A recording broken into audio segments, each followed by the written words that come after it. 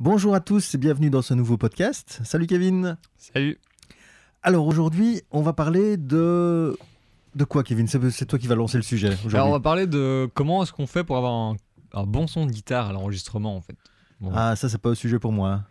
C'est vrai que tu n'es pas guitariste, moi un petit peu, guitariste du dimanche, mais quand même. Et oui, c'est vrai que je fais beaucoup de rec comparé à toi, je pense. Toi, tu rec beaucoup des voix quand même. Beaucoup de voix et beaucoup d'arrangements, mais quand j'enregistre des guitares, en plus moi, je vais t'avouer un truc, c'est que je me casse pas le cul avec des amplis et tout ça. Moi je branche la guitare direct dans le préampli ici, au studio, et je mets un ampli-tube et puis basta quoi. Alors ça peut être une technique. Attention, c'est parce que je fais pas du rock, etc. Si je faisais du rock, je le ferais pas comme ça. Hein.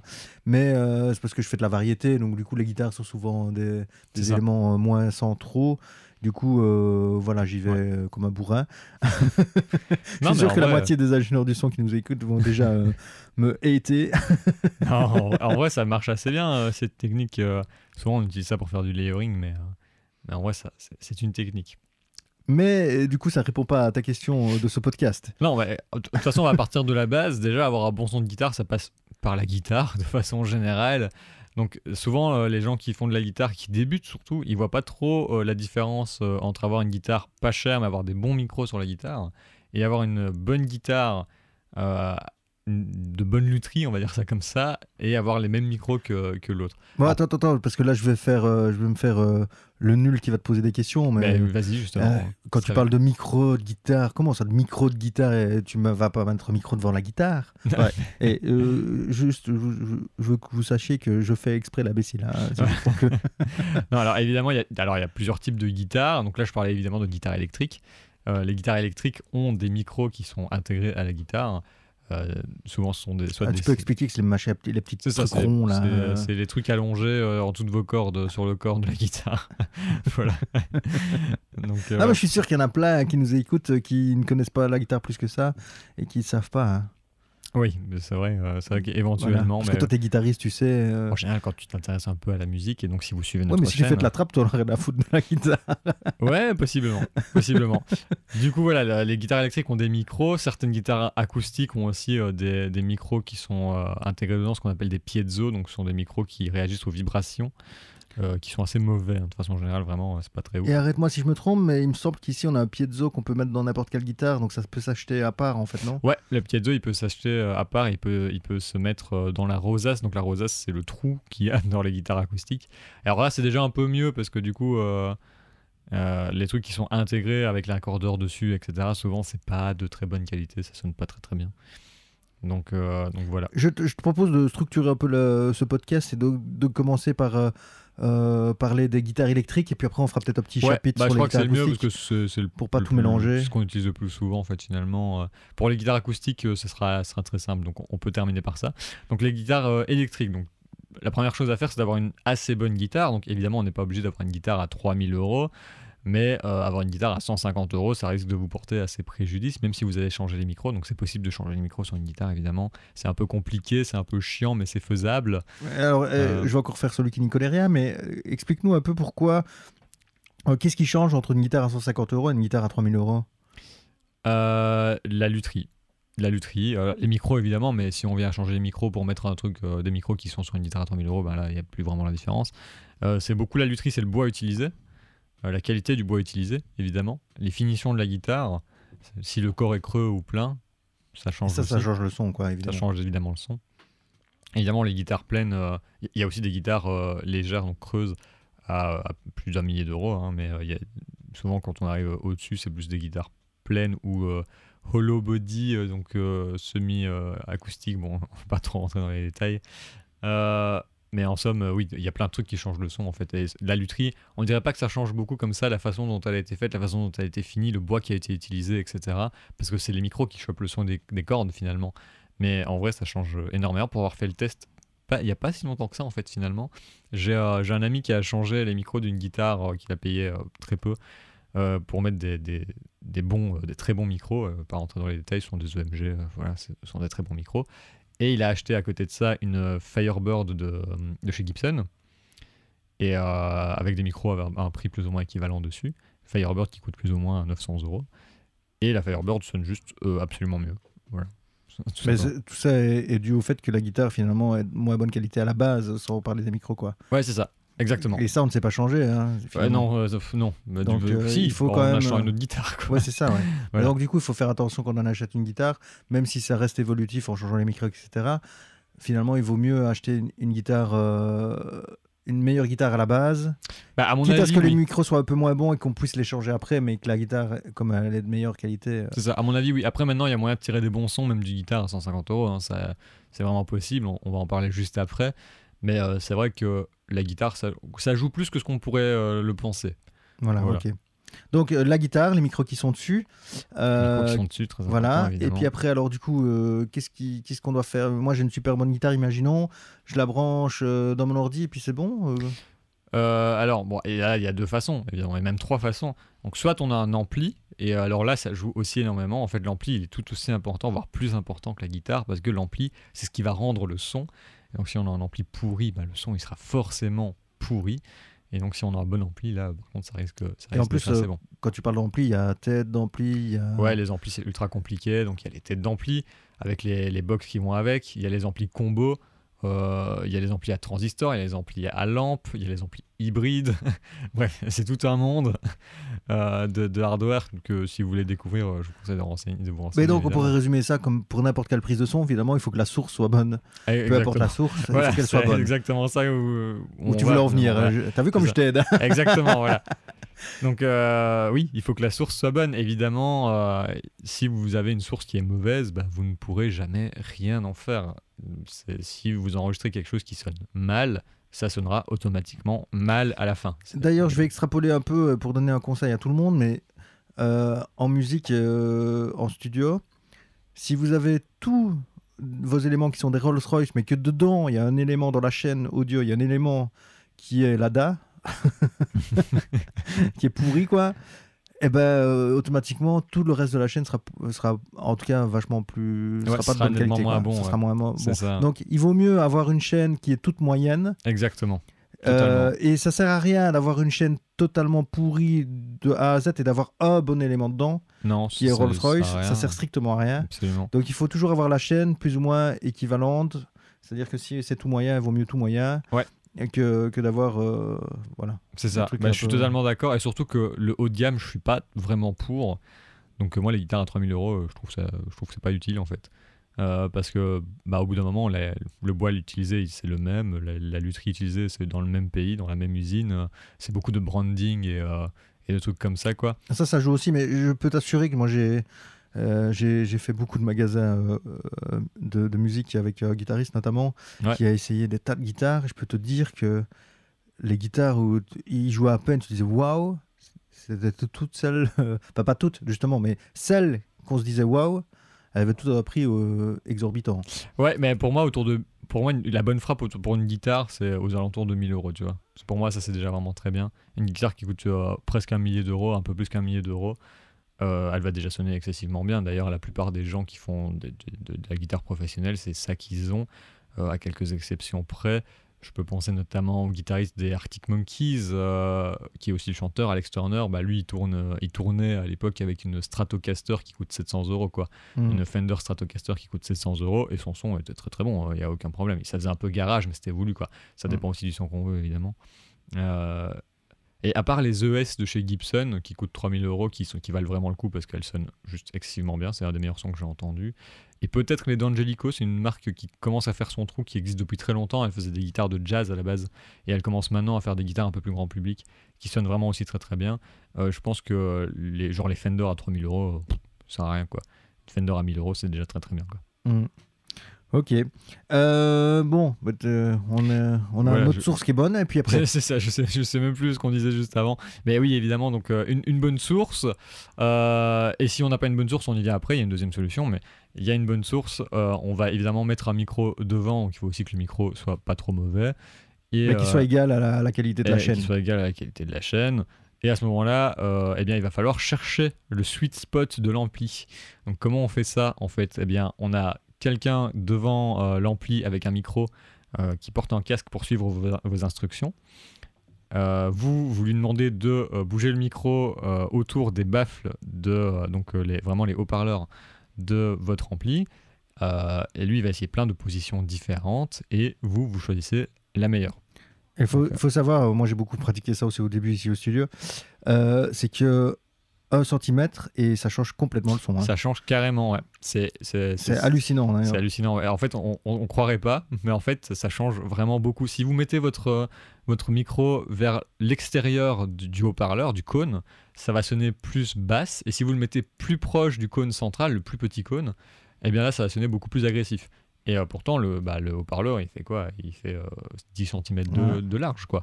Donc vraiment, il y a vraiment des différences. Et l'angle avec lequel on vise aussi, tout ça a son importance. Et donc, moi je me souviens ici, on a passé des heures au tout début à tester des placements de micro, et on chipotait à quelques degrés près, à quelques centimètres près pour chercher.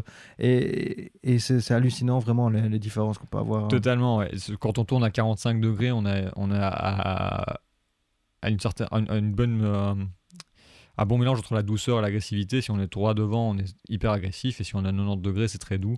Maintenant, on va perdre un peu de son, évidemment, si on a 90 degrés, si on utilise un cardioïde. Je dis plein de termes techniques, je pense que j'ai perdu la moitié des auditeurs. Je suis désolé. Non, mais c'est pas grave, ils se renseigneront après sur les termes plus techniques s'il faut. Mais là, ce qui est bien, par contre, c'est que tu donnes justement un peu les directions à prendre par rapport au son qu'on veut obtenir. Ça, c'est cool. Absolument. Et moi, j'ai testé beaucoup de trucs aussi. Hein. J'ai appris ça un peu, j'ai vraiment retesté pour voir un peu. Et souvent, le gros conseil, c'est une fois que vous avez trouvé le sweet spot de votre ampli, mettez un marquage, quoi. Ça, c'est ce que fait tout le monde. On met un morceau de scotch à l'endroit où il faut placer le micro, où on colorie dessus vite fait. C'est encore mieux parce que le scotch, ça risque de bloquer le son, évidemment. Mais un bon gros coloriage, genre c'est ici, voilà, c'est là qu'il faut mettre le micro, et ben c'est une bonne idée parce que ça permet de gagner beaucoup de temps après, évidemment. Et si vous êtes tout seul, bonne chance. Bonne chance. Non, il faut être deux pour faire ça. Il faut être deux pour faire ça, évidemment. C'est obligé. Mais ça peut être celui qui va déplacer le micro, ça peut être quelqu'un qui n'y connaît que dalle. Hein. Ah oui, parce que vous lui donnez vos instructions, vous dites bouge 1 cm à droite, 1 cm en haut, 1 cm en bas. Carrément, il va juste bouger le micro. Donc, un petit peu incliné. Et puis après, moi, ce qu'on faisait aussi, des fois, c'est qu'on faisait des photos. Parce que là, tu parles pour mettre un seul micro, mais nous, on faisait des prises à multi-micro aussi. J'y arrive. Et voilà, tu vas sûrement en parler. Et donc, du coup, on prenait les photos du placement qu'on avait utilisé. Ça nous permettait après de nous rendre compte et d'avoir parce que ces genres de trucs, encore une fois, c'est plus tu pratiques, plus tu sais comment t'y prendre, plus ça va vite pour les placer correctement, et donc l'expérience fait que ça marche de mieux en mieux et plus rapidement, quoi. Ouais, carrément, ouais. Et pour rebondir sur les multimicros, évidemment, souvent on va pas en mettre que un, même si ça arrive de mettre un seul micro sur un ampli. Ça, c'est plutôt pour faire du live. Souvent, pour faire des enregistrements, on va mettre 2 à 3 micros sur l'ampli. C'est un peu le standard, quoi. Donc on va mettre un micro qui est ce qu'on appelle dynamique, donc par exemple un Shure SM57 si vous voulez aller voir sur le net. On va mettre un micro statique, souvent large membrane, donc par exemple un U87, même s'il coûte excessivement cher, un SEX1 par exemple. Celui-là, on va le mettre moins près de l'ampli. Hein. Oui, évidemment, on va le mettre moins près de l'ampli. Il y a les distances qui jouent aussi. Si vous le mettez plus loin, il va moins ramasser de son, donc ça c'est plus agréable pour lui, évidemment. Et les micros dynamiques, on les met souvent un peu plus proches parce qu'ils ont besoin d'être un peu plus proches. Et ça arrive aussi, ça arrive de mettre 2 dynamiques, donc un avec une large membrane, parce qu'il y a aussi des dynamiques avec des larges membranes, genre le RE20 c'est le RE20 ? Oui, c'est le RE20 de EV, Electro Voice. Je crois que c'est celui-là. Et alors, on mettrait, ça dépend de votre ampli, mais il y a des amplis qui sont à moitié ouverts à l'arrière. Et dans ce cas-là, on peut mettre un large membrane à l'arrière. C'est quoi, pour avoir un peu de gras, quoi. Ouais, c'est ça, pour récupérer des basses, des trucs comme ça, quoi. Ah. Parce que du coup, faut savoir que les basses ne sont pas directionnelles. Les basses, ça part un peu dans tous les sens. C'est pour ça que souvent, les basses, on les entend très fort. Et dans les studios, on traite avec des basses trappes et des trucs comme ça. Ça part un peu dans tous les sens. Alors que les aigus, ils sont assez directionnels. Et donc, ils partent vraiment devant l'ampli. Et donc, à l'arrière, on récupère vraiment la basse, le côté très basse de la guitare, quoi, finalement. Ce qui peut être très agréable. Ok.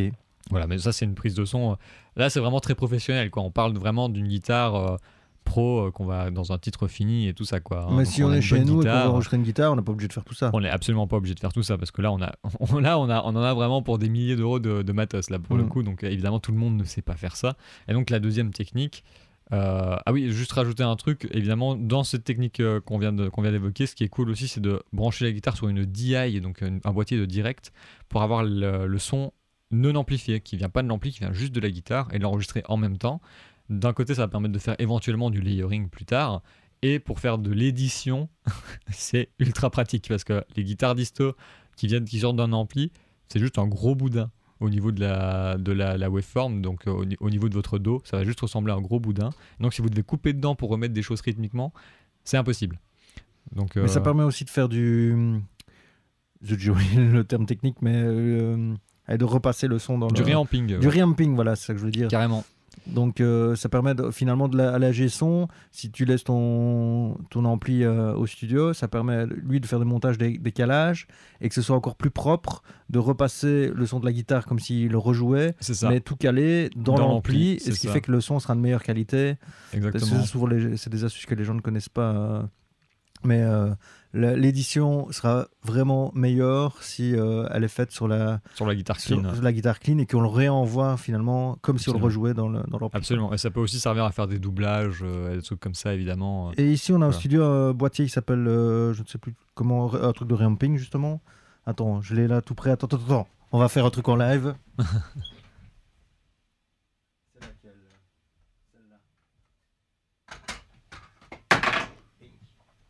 C'était très live, il avait même fait tomber quelque chose. Magnifique, hein. C'est celle-là, non? C'est la X-Amp de chez Radial, non? Ouais, c'est ça. Bah, en vrai, je m'en suis jamais servi ici. Moi, je m'en suis servi plusieurs fois quand j'ai fait des guitares ici. En fait, c'est un boîtier qui sert à quoi? Ça te permet de brancher ta guitare dedans.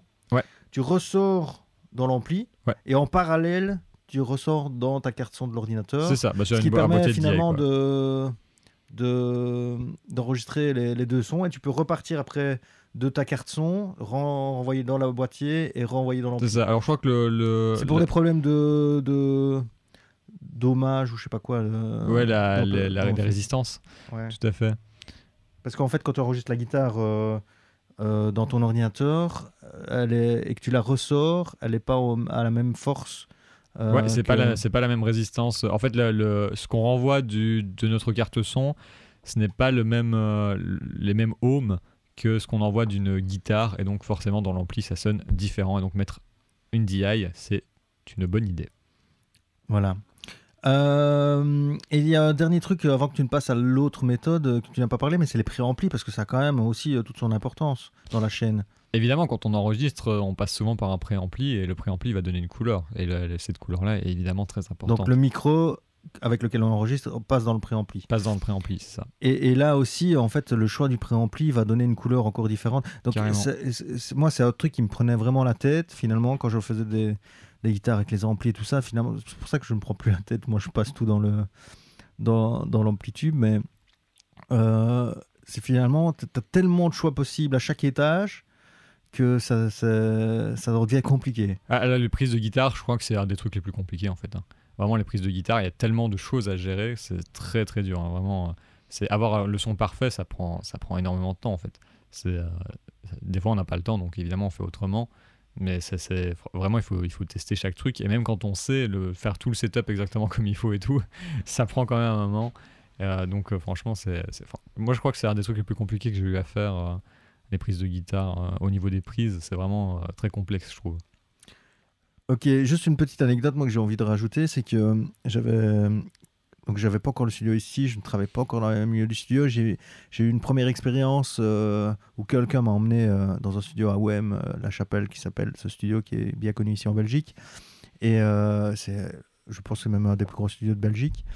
Et le réalisateur qui m'avait invité sur cette session me racontait plein de petites anecdotes, notamment qu'ils avaient créé une espèce de mur d'ampli. Oui. Pour faire un gros son de guitare, quoi. Donc, parce que là, ça s'appelle La Chapelle parce que c'était dans une ancienne chapelle, et donc il y a de l'espace à mourir. Et donc, ils avaient carrément été. C'était des trucs un peu. Comment dire je veux dire, on pourrait obtenir un son similaire autrement, mais c'était l'époque qui voulait ça aussi, et ça date des années 90 là. Ils avaient encore plein d'argent pour faire un peu plein de tests et plein de trucs, ce qu'ils voulaient. Et donc ils avaient carrément monté un mur d'ampli, quoi. T'imagines? Bah c'est beaucoup. Je suis pas sûr que ce soit ultra nécessaire. Hein. C'est vraiment beaucoup pour le coup. Mais je vois l'idée en fait. Hein. C'est un truc qu'on fait aussi en live et tout ça, bon après en live c'est plus pour l'esthétique, mais ça arrive quand même qu'on le fasse. Et même maintenant il y a certains guitaristes qui ont plusieurs amplis d'affilée l'un à côté de l'autre pour avoir un son particulier. Je pense notamment à Rainwolf, si vous connaissez pas vous pouvez aller voir ça sur YouTube. Quand il est en live il a plusieurs amplis différents. Alors moi j'ai jamais fait, mais je connais quelqu'un qui l'a déjà fait. Tu parles de ça, c'est que en reamping, on enregistrait dans plusieurs amplis différents la même prise finalement. C'est ça, ouais, c'est pour faire Et du donc layering. du coup ça te fait un gros son. C'est ça fait un très gros son, ça prend de la place. Hein. Voilà. Alors les guitares ça prend vite de la place par contre. Bah Dans oui. un mix c'est toujours un peu difficile à gérer. En plus. Après c'est plus facile de tailler dans le son quand il est gros. Ouais, que de- totalement. C'est plus facile de le rendre plus fin que de le rendre plus gros. Toujours. Exactement. Toujours. Voilà, explique-nous un peu maintenant la deuxième façon. Et donc la façon, si vous n'avez pas gagné à l'euro-million, c'est assez simple. C'est vous avez une guitare, vous avez un boîtier de DI. Donc la DI c'est toujours très bien. Vous pouvez rentrer. Ça coûte pas cher en plus ce boîtier de Ouais, DI. c'est pas cher. Vous pouvez rentrer directement dans votre préamp ou dans votre carte son. Et parfois il y a des entrées toujours mieux les instruments, DI, non quoi. Dans les cartes son. Dans les Donc cartes son, il y a- c'est pareil qu'une DI, non? C'est ça, on peut changer l'impédance, donc Voilà. le hommage en appuyant sur un petit bouton. Donc et là ça c'est rentre. kiff qu'une. Et là, c'est plus ou moins kiff qu'une DI, c'est ça. Voilà. Et maintenant, c'est un peu démocratisé. Maintenant, c'est très souvent le cas. On a souvent l'option. Donc, les DI deviennent de moins en moins utiles à ce niveau-là. Mais après, c'est toujours très utile une DI. Il faut avoir alors, ça coûte rien du tout. Ça coûte 50 €. Je vous conseille vraiment d'avoir une DI chez vous. C'est hyper utile. Et donc, on prend la guitare, on la rentre dans la carte son, on l'enregistre en clean et on utilise une simulation d'ampli. Donc là, c'est. Ah bah c'est ma solution à moi ça. Oui, bien sûr. C'est une très bonne solution. Les simulations d'ampli, maintenant, elles marchent très bien. Alors, il y en a qui marchent mieux que d'autres. Hein. Moi, je suis très fan d'Amplitube et depuis que j'ai découvert Amplitube, je me suis vraiment très braqué là-dessus. En fait, j'utilise presque que ça. Et du coup, je connais pas énormément d'autres simulations de guitare. Je connais Guitar Rig, mais que je trouve nul. Je le trouve vraiment très nul, Guitar Rig. Niveau des sons, j'ai déjà fait un comparatif, chez moi, entre les simulations. On va les mêmes. faire ça un jour. Ouais, il faudra faire vraiment. Amplitube et Guitar Rig.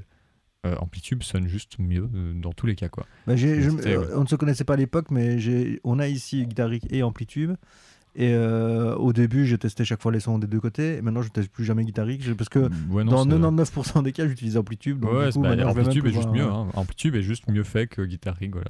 C'est un peu terrible pour Native Instruments, mais c'est comme ça. Et alors, sachez que dans Amplitube, tout ce dont on vous a parlé tout à l'heure s'y retrouve. C'est-à-dire que Exactement. tous les étages de la prise de son s'y retrouvent. Donc, il y a évidemment pas la guitare, parce que ça, il faut quand même que vous l'ayez aussi. Oui, hein. carrément. Mais il y a les pédaliers d'effet, il y a les amplis, tout au niveau des amplis. Alors, on peut il y a choisir les pédaliers, les têtes d'ampli, les Voilà. câbles, donc les haut-parleurs de l'ampli. Voilà. Il y a les micros. Voilà, on peut choisir les micros. placer les micros, tout ce qu'on vous a expliqué, bah, vous le faites aussi. Vous pouvez même Mais- choisir la pièce dans laquelle ça se passe. Voilà. C'est juste fou. En fait, Amplitube, c'est juste fou. Hein. C'est juste trop bien fait. Il y a un rack qui va derrière. Maintenant, on les peut faire puristes tellement vont de vous choses. dire que c'est jamais exactement pareil qu'un vrai. Non, c'est set. pas pareil, mais très honnêtement, je défie quiconque de savoir quand est-ce qu'on a utilisé Amplitube ou pas. C'est pas pareil, c'est vrai, quand on les met l'un à côté de l'autre, on entend une différence. Mais si on te le dit pas, tu le sais pas en fait. Ça sonne juste très bien. Et pareil, il y a aussi une simulation d'ampli chez Waves qui s'appelle Wave Guitar. Pas ouf, il y a quelques sons sympas, mais vraiment pas ouf. Moi, j'ai entendu parler Donc, beaucoup de bien aussi des amplis de chez UAD, mais je n'ai jamais vraiment testé. Alors moi-même, oui, le donc, problème de UAD, c'est qu'il faut les acheter tous individuellement. Donc c'est-à-dire que tu as une simulation de Marshall, Ouais. tu auras plein de sons sur ce Marshall, mais ça sera uniquement Marshall. ok. Alors que dans Amplitube, Il y a sûrement un pack, non? Tu peux acheter il y a le pack. sûrement un pack où tu peux acheter le Ouais. pack, ouais. Mais ils en ont pas énormément, attention. Mm. Il y a du Mais Marshall moi, j'ai et entendu du Mesa dire Boogie, je crois. que c'était carrément encore un cran dessus. Hein, mais maintenant, Ah, très faut- probablement. Bah, UAD, c'est toujours exceptionnellement bon. Hein. Ça, on va pas se le cacher. Les plugins UAD sont vraiment très bons. Hein. Parce qu'à Ouais, l'époque, donc je travaillais avec Bruno, mon ancien associé ici, qui est guitariste, et lui, il avait acheté la Variax, je sais pas si tu te souviens, la guitare, ou c'était Ah, je l'ampli, connais pas non, du je sais tout. plus. Et il avait acheté l'ampli aussi, donc c'est le même truc que l'Amplitube, mais en physique en fait. Ah, ok. Donc, C'est genre un contrôleur MIDI ou un truc comme ça. non, c'est un ampli, mais qui simule à l'intérieur dedans. Ah oui, ça existe tu vois. encore. Ça, c'est ce genre de truc. Ouais, Bah, je suis ça pas existait très à fan. l'époque, maintenant je sais pas si ça existe encore, mais Si, Line 6, ils font ça. voilà, c'était chez Line 6. Bah ouais, maintenant ça s'appelle Helix. Et au tout début, ça- avant même ça, il y avait le pod ou le truc Ouais, comme le pod, ça, mais le pod vraiment il était vraiment dégueulasse par contre. Ouais, mais Enfin, c'était le début de la technologie qui Ouais. permet maintenant de faire ce que Amplitude fait finalement. Ouais, c'est ça. Ouais. Bah, le Helix, franchement, il marche encore. C'est encore ok, quoi. J'ai enregistré un Helix ici et franchement, ça va, ça passe. Mais je crois que les simulations d'amplitude sont mieux faites souvent. Donc, si je dois résumer pour la guitare électrique, à moins que tu veux rajouter encore quelque chose, il y a d'autres choses à rajouter pour la guitare Non, électrique? par contre, si vous connaissez des bonnes simulations d'ampli, n'hésitez pas à les mettre en commentaire. Moi, ça m'intéresse de ouf en fait, parce que j'en connais pas beaucoup. Je connais que juste Amplitube, et Amplitube, c'est déjà vraiment pas mal. C'est très suffisant. Dans les versions 4, il y a énormément de choses. Il y a même, pour ceux qui connaissent l'OCD Full Tone, qui est une pédale distorsion qui marche très très bien, et elle est très très bien modélisée. Donc j'adore Amplitude, mais si vous en connaissez d'autres, je suis vraiment intéressé de les connaître. Donc n'hésitez pas à les mettre en commentaire. Donc en gros, pour résumer pour les guitares électriques, moi j'ai envie de résumer ça comme ça, mais si vous êtes passionné de son de guitare, si vous avez les moyens, si vous avez du matos sous la main, etc., n'hésitez pas à faire des vraies prises de guitare avec du matos, du micro, des préamplis, etc. Carrément. Et par contre, si vous n'avez pas les moyens ou que, comme moi, vous avez la flemme de gérer tout ça, et vous utilisez des simulations d'ampli. Il y en a des très bonnes de nos jours qui font vraiment le taf. Ouais, et d'ailleurs là, même avec une guitare assez pas de haut de gamme, on peut avoir un bon son en chipotant longtemps. Attention, on va vraiment falloir chipoter beaucoup. Ouais, mais c'est quand même mieux d'avoir une bonne guitare. Carrément, il va falloir faire plus que l'amplitude, il va falloir aussi jouer sur les EQ, etc. Mais il y a moyen. Mais par contre, c'est chiant. Donc avoir une bonne guitare, c'est bien quand même. Et par contre, il y a un truc que je disais toujours au groupe de rock, c'est quand ils me demandaient est-ce qu'on doit venir avec nos amplis. A priori, si vous jouez dans un groupe de rock, l'ampli fait partie du groupe de rock. Carrément, ouais. Et c'est comme le batteur qui veut pas venir avec sa batterie. Excuse-moi, mais ta batterie fait partie du son que tu produis. Absolument. Donc, pour moi, c'est important quand vous enregistrez, que vous enregistriez, je sais pas comment on dit, avec votre matos, parce que c'est ça qui crée votre son à vous finalement. Ouais. Mais c'est pour ça que c'est bien d'avoir du bon matos. Évidemment. Exactement. Même par contre, si vous faites des produits un peu dans tous les sens ou de la variété ou peu importe, franchement vous pouvez utiliser ce que vous voulez. Voilà, le MIDI est votre ami, vraiment. J'ai envie de dire. Ouais, le MIDI, peut-être pas la guitare MIDI, parce que non, pas la guitare MIDI, par contre ça c'est dégueulasse. Vraiment, ça c'est dégueulasse. Non, ça c'est nul ça. Donc voilà. Alors, est-ce qu'on peut conclure peut-être ce podcast avec la guitare acoustique? Donc, il existe, tu l'as dit tout à l'heure, je résume pour reprendre où on en était, mais la guitare acoustique pure et simplement, où il y a plusieurs types de guitares, et la guitare électroacoustique, où là, qui est déjà entre guillemets livrée avec dessus, c'est ça, avec un petit micro. Et voilà, souvent le pied 2 est dégueulasse. Souvent, moi d'expérience, c'est toujours mieux de prendre le son de la guitare naturelle. En tout cas, moi, je préfère énormément. Ce procédé. Donc là, c'est pas trop compliqué. Vous avez une guitare acoustique et là, évidemment, vous n'y échappez pas. Si vous voulez un bon son de guitare acoustique, vous êtes obligé d'avoir une bonne guitare acoustique.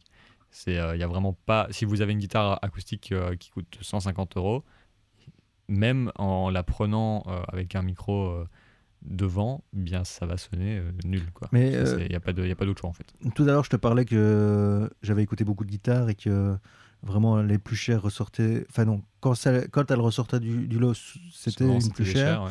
C'était notamment dans les guitares acoustiques, mais là il y a une différence de ouf. De ouf, ouais. Les guitares acoustiques, ça c'est vraiment compliqué d'y couper. Alors il y a toujours quelques petits modèles pas trop chers mais qui marchent super bien. Moi j'ai une Big Baby Taylor, exactement le truc, une Big Baby Taylor, et j'ai passé des heures à essayer toutes les Taylor au Music Store parce que j'aime beaucoup la marque Taylor, j'aime bien le son Taylor de façon générale. Donc je suis allé chez Music Store toute une journée, j'ai passé vraiment plusieurs heures à tester toutes les guitares. C'est ce que j'ai fait avec ce que je te disais, j'ai passé des heures comme ça à écouter des guitares. Et on a fait plein de tests, j'étais avec un ami qui était guitariste, on a fait plein de tests et la Big Baby Taylor coûte 600 et quelques euros et elle sonne vraiment à deux doigts de son équivalent à 1200 €. C'est niveau rapport qualité-prix, j'ai pas vu mieux depuis un bon moment, quoi. Donc très très bonne guitare à mon avis, moi j'aime beaucoup en tout cas. Maintenant, il faut quand même dire que évidemment, il y a aussi une part de goût dans le choix d'une guitare. Évidemment. Et moi j'aime les sons un peu clairs. Voilà. Il y en a qui préfèrent les sons un peu médium dans les guitares acoustiques et tout ça, donc ça c'est à vous de voir évidemment. Mais sachez vraiment par expérience que souvent, même s'il existe des modèles comme tu dis, des bons rapports qualité-prix, mais c'est sûr et certain que si vous mettez toutes les guitares l'une à côté des autres, peu importe le budget, si vous devez tomber amoureux, ce sera toujours d'une chère. Ouais, souvent elle va coûter 3500 €. Voilà, c'est ça. Ça coûte vraiment très cher les bonnes guitares acoustiques. Mais il y a une raison à ça, vraiment là c'est... c'est purement de la lutherie. Voilà, en fait. C'est tout simplement, le son de la guitare acoustique, c'est purement de la lutherie, tout simplement. Mais pour pouvoir avancer dans notre discussion... même avec une guitare un peu qui ne coûte pas 3000 €, on peut avoir quand même des sons très corrects et qui passeront très bien en enregistrement. Absolument, bah oui, oui, franchement, moi je vous conseille les marques. Alors, franchement, Epiphone, parfois on est surpris. Il y a certaines guitares acoustiques Epiphone qui sonnent vraiment très bien. Euh, Taylor, moi c'est vraiment ma marque de cœur au niveau de l'acoustique, j'adore Taylor. Guild, juste après, c'est vraiment dans mon top 3, Guild et Taylor. Et puis si vous aimez le son Martin, Martin c'est vraiment très connu, moi j'aime pas trop le son Martin. Takamine aussi, qui est pas mal connu, Yamaha. Euh, voilà. Ça, c'est un peu mes recommandations. Attention que Yamaha, pour avoir une bonne guitare Yamaha, faut vraiment mettre le prix, hein, parce que Yamaha il fait aussi du bas de gamme qui n'a aucun sens. Mais le haut de gamme Yamaha, c'est bien. Ok. Et Voilà. alors, bah, là, on a parlé guitare, mais après, évidemment, tu l'as dit, il faut absolument, si Eh on bien veut là, avoir le meilleur son possible, faire une prise micro. Ouais, et bien là, il faut Même un micro. si elle est électroacoustique, finalement, tu conseilles, toi, de faire une prise micro. Ouais, alors à moins que votre piezo soit sur une Gibson que vous avez payé 5 000 €, hein, parce que dans ce cas-là, ça vaut peut-être le coup de l'essayer. Moi, j'ai jamais essayé sur une Gibson à 5 000 €. Je sais pas comment le piezo sonne sur une Gibson à 5 000 €. Ouais, j'imagine que le J'en micro sais rien. est en conséquence. Bah, j'espère quand même, j'espère, parce que payer 5 000 € pour une guitare acoustique et tu peux pas la brancher parce que c'est dégueulasse, c'est quand même un peu dommage. Et donc, voilà, moi je parle de façon, de ce que j'ai pu voir. En tout cas, les piezo, c'est toujours assez dégueulasse. C'est jamais vraiment très très bon. Alors il y a une option où on peut mettre une sorte de micro de guitare électrique devant la guitare acoustique aussi. Mais du coup ça dénature le son, c'est vraiment pas ouf. Moi je conseille vraiment de faire une prise micro à l'avant, quoi. Prendre, Ok. prendre le son. Et quoi, un micro, deux micros? Alors le mieux c'est 2 micros en XY, je crois que ça c'est ma prise préférée au niveau des guitares acoustiques. Donc XY c'est quand vous croisez les micros l'un sur l'autre, c'est hyper difficile à expliquer, allez voir sur le net, tapez placement micro XY, vous allez avoir une image ou quoi. Un jour, on fera aussi peut-être une petite vidéo sur les placements de micro avec Bah, les différentes techniques. moi je suis ultra chaud, hein, tu sais, moi les micros et les Mais placements de justement, micros, c'est mon là, dada. tu viens de soulever un truc là, mais on pourrait faire une vidéo sur le placement XY, une vidéo sur le placement Carrément. Intel. Carrément, que tu on expliques pourrait chaque carrément faire placement, ça, ouais. Et pourrait du être coup, sympa. deux statiques petites membranes en XY, je crois que c'est ce que j'ai toujours préféré moi au niveau des guitares acoustiques. Ça prend de la place, attention, mais bon, de nouveau on peut rogner. Et c'est juste très très beau. Et alors ça, on le met à l'intersection entre le corps et le manche de la guitare. Ok, je vais faire un peu notre pub, mais est-ce qu'on n'avait pas fait un blind test sur les statiques petites membranes? Pas les petites, Ah non, mais on a fait les larges grosses membranes. Ah ouais. Mais Ok. on fera peut-être les petites membranes un Ah, jour. on fera une autre fois. Alors. Je voulais placer une donne en vidéo. Mais on peut aussi utiliser un micro large membrane hein, sur les guitares acoustiques. Et là, on peut carrément mettre la fiche de la vidéo du coup, au C'est blind ça. test. Ouais, mais c'est pas ce que tu as dit au départ, du coup. Non, mais on peut le faire. D'ailleurs, moi, ça m'arrive souvent. Chez moi, j'ai un SEX1 de SE Electronics que j'aime beaucoup et je mets ça devant ma guitare. Quand j'ai un peu la flemme, je mets juste ça devant ma guitare, intersection corps-manche, et je la branche et ça marche très bien. Et alors là, c'est pareil, là, vous allez jouer sur l'angulation du micro. Donc si vous tournez le micro un peu plus vers le manche, vous allez avoir plus d'aigus. Et si vous tournez un peu plus vers le corps, mais vous allez avoir un peu plus de grave. Donc là, c'est à vous d'écouter évidemment et de voir un petit peu ce que nécessite votre guitare. La mienne, souvent, elle nécessite un peu plus de grave parce que, comme j'ai dit, c'est une Taylor, elle est plutôt aiguë dans le high mid. Donc voilà. Mais c'est deux bonnes façons de prendre une guitare acoustique. Ouais. Moi, j'ai vu aussi des prises multi-micro, justement, avec un micro devant le grattage, etc., pour pouvoir doser, etc. Évidemment, on peut chaque fois compliquer et complexifier. Bien sûr, la on prise peut de faire son. une prise MS, etc. Mais en vrai, le seul truc à éviter quand on prend une... C'est con parce que le seul truc à éviter, c'est le truc le plus intuitif quand on fait une prise de guitare acoustique, c'est ne pas mettre le micro devant la rosace, devant le trou. Il ne faut pas mettre le micro devant le trou. À cause de quoi? Ça fait quoi? Bah en fait, il y a toutes les harmoniques, etc. En fait, tout le son sort de là, en fait, finalement. Et donc, toutes les crasses du son aussi vont sortir de là. Ce qui fait que quand on va l'enregistrer avec le micro et qu'on va vouloir le traiter, le compresser, etc., bah, toutes les crasses qu'on a enregistrées vont ressortir. Ah oui, ok. Ce qui fait qu'en fait, c'est pas très beau. Et donc, tout ce qui va être petite harmonie qui traîne et tout ça, bah, évidemment, quand on fait devant la rosace, le micro va le choper, pour sûr. C'est pour ça qu'on le met un peu plus haut à l'intersection corps et manche. C'est plus agréable. Ok, et donc évidemment on va finir par rebrancher ce micro dans un préampli comme pour les guitares électriques. Exactement, pareil, le préampli assez important. Si vous avez juste une carte son chez vous, bah, essayez d'avoir une bonne carte son, même si la Scarlett ça fait le taf souvent, mais si vous avez la thune, bah, une petite UAD évidemment, parce que les préamplis UAD sont très bons, ou une audience, parce que les préamplis audience sont aussi assez bons. T'as d'autres recommandations juste pour les cartes son comme ça Non, mais de toute façon, peu importe la carte son que tu choisis, il faut choisir une carte son. Si tu prends pas de préampli micro externe, il faut que tes préampli micro soient de la meilleure qualité possible. En Exactement. tout cas, en fonction de la chaîne, encore une fois, que tu as. Exactement. Donc, si tu as une chaîne moyenne, encore une fois, prends des préamplis Tout à fait. moyens. Focusrite aussi, c'est très bon. Donc, on parlait de la Scarlett, mais ils ont aussi des modèles au-dessus. Et les prix en Focusrite, moi, je les aime beaucoup. De La façon RME générale. aussi, très bien. La RME, ouais. Alors la RME, elle est surtout connue pour son convertisseur. Donc, c'est-à-dire à la conversion au digital, on perd Mm. presque rien. Et ça, c'est très, très bien. Mais c'est vrai que leurs préamps sont pas mauvais non plus, quoi. Franchement, ils sont dans le haut de gamme, quoi. Mais ça coûte très cher, RME. Ouais. Ça coûte vraiment très cher pour le coup. Donc, pour résumer, pour les guitares acoustiques, donc soit vous n'avez pas de budget, vous avez une électroacoustique, vous pouvez quand même brancher l'électroacoustique, mais c'est préférable d'utiliser un micro que vous branchez directement dans votre carte son, dans le C'est ça. préampli de votre carte son. Sinon, si vous êtes un fan des sons de guitare acoustique, vous voulez la meilleure prise possible, évidemment, une bonne guitare, un bon micro, enfin 2 bons micros.